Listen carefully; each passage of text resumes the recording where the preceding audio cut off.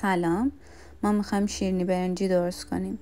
این دستور حدود 1 کیلو شیرینی برنجی به همون میده. من این شیرینی رو تو سایز نرمال درست کردم که حدود 75 عدد شیرینی برنجی به من داد. بریم که این شیرینی برنجی رو با بالاترین کیفیت و تمام نکاتش یاد بگیریم. برای درست کردن شیرینی برنجی به 250 گرم کره، 150 گرم پودر قند، 500 گرم آرد برنج، نصف قاشق چایخوری پودر هل، 2 تا زرده و 100 گرم گلاب احتیاج داریم. تو مرحله اول ما کره و پودر قند رو با هم ترکیب میکنیم. ما توی این شیرینی از کره استفاده میکنیم به جای روغن صاف یا روغن جامد. البته میتونید از اون استفاده کنید، اما خب قطعا ارزش غذایی بالاتری ما با کره داریم. کره و پودر قند رو با هم مخلوط میکنیم. بهتره که کره رو از قبل چندین ساعت قبل از یخچال خارج کنیم. اجازه بدیم به دمای محیط برسه و نرم بشه. ترجیحاً از ماکروفر یا حرارت استفاده نکنید برای گرم کردنش. پودر قند و کره رو با لیسک با هم مخلوط میکنیم تا وقتی همزن رو روشن کردیم پودر قند تو هوا پخش نشه. حتما پودر قندتون رو الک بکنید چون توی بافت نهایی شیرینیتون خیلی تأثیر گذاره.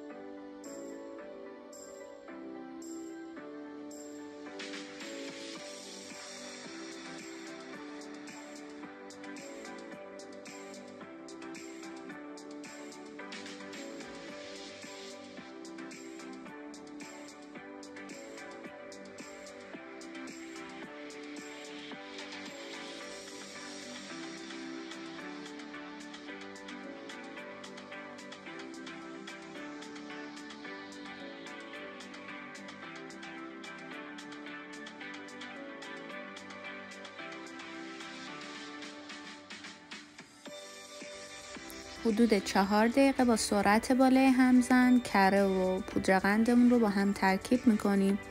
میتونید از همزن هم استفاده نکنید، اما خب زمان بیشتری باید هم بزنید مخلوطتون رو.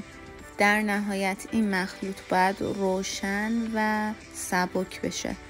چندین مرحله با لیسک دور ظرفمون رو تمیز میکنیم تا تمام مواد به صورت یک نواخت هم بخورن و سبک بشن.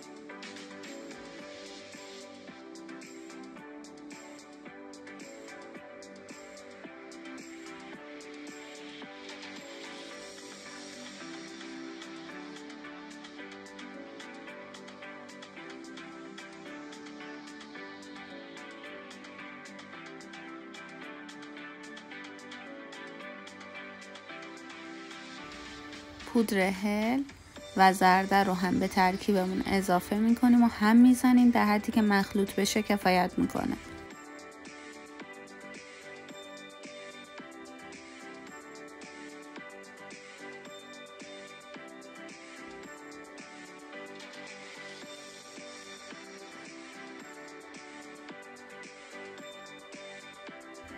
برای شیرینی برنجی بهترین حالت اینه که ما از الک حریر برای آرد برنجمون استفاده کنیم. اما اگر این کار رو نکردید حتما از آرد برنج مرغوب استفاده بکنید. یک بار اون رو الک بکنید و توی چند مرحله به موادتون اضافه کنید.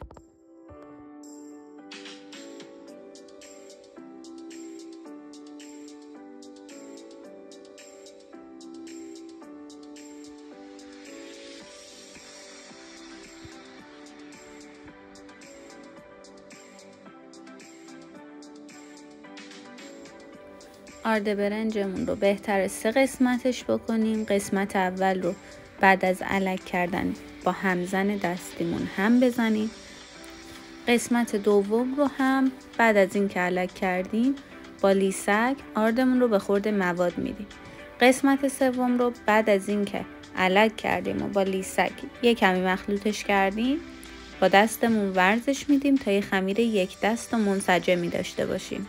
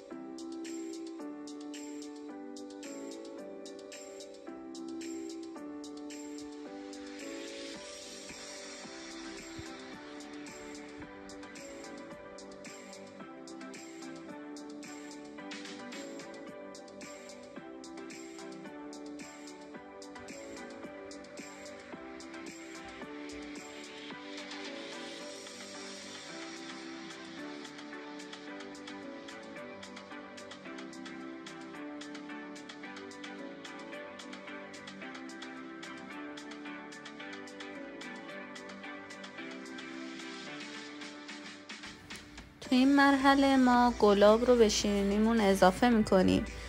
یادتون نره که اگر شیرینی برنجی زعفرونی میخواید حتما زعفرون دم شده غلیظ رو توی این مرحله بهش اضافه بکنید. چون میزان آبخور آرد برنجمون متفاوته، همه گلاب رو بهش اضافه نکنید و توی چند مرحله اضافه بکنید.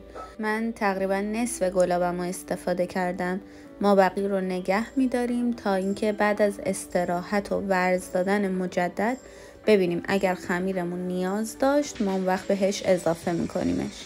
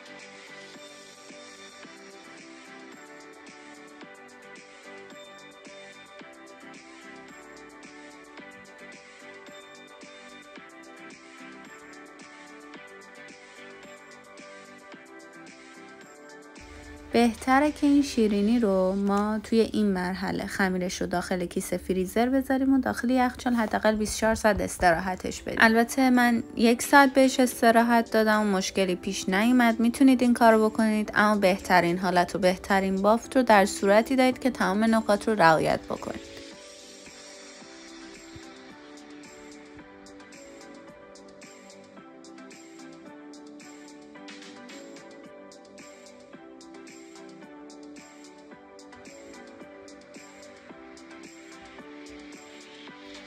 بعد از استراحت یکم از خمیرمون رو ورز میدیم، چک میکنیم ببینیم که نیاز به گلاب داره یا نداره. وقتی ترک میخوره و منسجم نمیشه ما نیاز به گلاب داریم.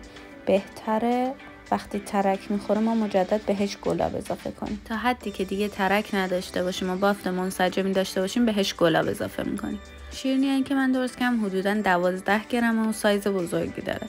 پیشنهاد میکنم برای شیرینی این شیرینی رو 8 گرمی درست کنید. ازش گلوله 8 گرمی درست کنید و با مهر شیرینی برنجی و تخم خرفه تزیینش کنید. نیازی به استفاده از کاغذ روغنی نداریم. میتونید مستقیما شیرینیاتون رو داخل سینی بذارین، اما حتما صبر کنید تا کاملا خنک شه و بعد از سینی جداش کنید. برای شیرینی برنجی بهتر از طبقه وسط فر استفاده کنیم و این شیرینی رو تو دمای 180 درجه حدود 15 دقیقه بپزیم. فر رو هم حتما از قبل گرم میکنیم. هزینه تموم شده هر کیلو از این شیرینی در اسفند 1402 با بهترین مواد اولیه 140,000 تومان شده.